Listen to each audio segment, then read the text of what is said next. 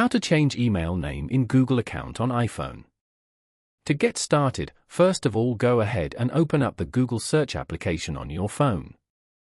You will then be taken to the Google homepage. Once you're here, go to the top right corner and tap on your profile picture. Then, go to Manage your Google account.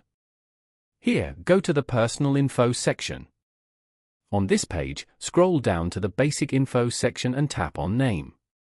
You can now edit and change your Google account name from here. Tap on your name. Type in the new name over here and then tap on Save below.